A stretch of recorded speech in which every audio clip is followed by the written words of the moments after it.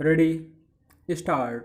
महोदय, मैं अपने लिए इसे बड़ा सौभाग्य मानता हूँ कि मैं आज के इस समारोह में सम्मिलित हो सका।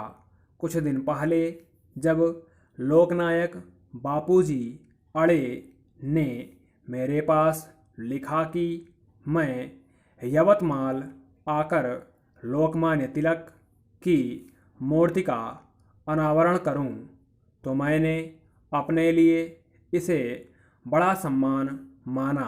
उसके साथ साथ बापूजी ने यह सूचना भी दी कि यदि मैं यहाँ आऊँगा तो मुझे यह भी सौभाग्य मिलेगा कि एक बार फिर उनके दर्शन कर सकूँगा।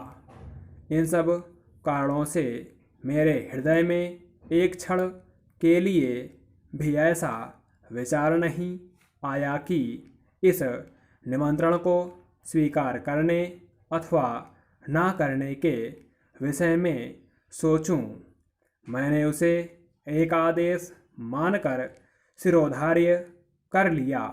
थोड़े समय की अनिश्चितता अवश्य रही, क्योंकि मैंने लिखा था कि इधर जब आ सकूँगा तो यहाँ आऊँगा। मुझे प्रसन्नता है कि वह दिन आ गया और मैं यहाँ आकर इस शुभ कार्य में भाग ले सका। लोकमान्य तिलक की मूर्ति का अनावरण करना मेरे लिए बड़े सौभाग्य की बात है।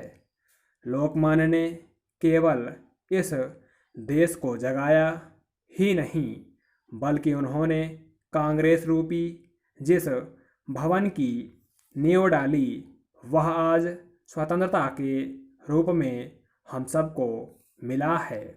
अपनी बुद्धि, अपना शरीर और धन, जो कुछ मनुष्य के पास हो सकता है, सब कुछ देकर उन्होंने देश को जागृत किया और हमें स्वराज्य के लिए तैयार किया। जिस समय हम यह नहीं समझ पाए थे कि उस स्वराज्य के लिए और भी कितने त्याग की आवश्यकता होगी, उस समय उन्होंने हमें केवल यही मंत्र नहीं दिया कि स्वराज्य हमारा जन्मसिद्ध अधिकार है, बल्कि उन्होंने यह भी बताया कि हो सकता है कि ब्रिटिश राज्य के जेल खानों में रहकर हम देश की अधिक सेवा कर सकेंगे।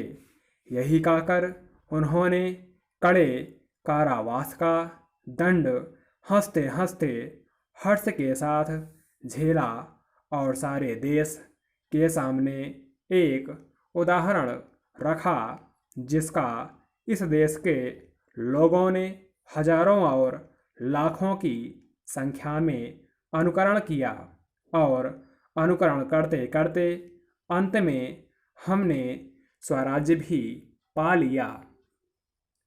आप लोग लोकमान्य के काम के ढंग से और बहुत निकट के दर्शन से मेरी अपेक्षा कहीं अधिक परिचित हैं। मुझे तो उनके संपर्क में आने का थोड़ा सा ही सौभाग्य प्राप्त हुआ था।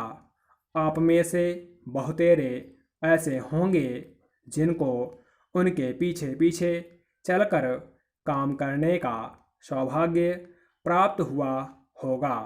मुझे इस बात की और भी प्रसन्नता है और ईश्वर को धन्यवाद है कि ऐसे लोगों में एक प्रमुख व्यक्ति लोकनायक बापूजी अड़े आज भी ईश्वर की कृपा से एक भयंकर रोग से मुक्त होकर इस सभा में उपस्थित हो सके हैं। मुझे आशा है कि हमें उनका उपदेश बहुत दिनों तक मिलता रहेगा और यह हमारा पथ प्रदर्शन करते रहेंगे। इसलिए अब जबकि हमें स्वराज्य भोगने का अवसर मिला है, जिसके लिए हम संग्राम कर रहे थे, हमें उसे सार्थक बनाना है। स्टॉप।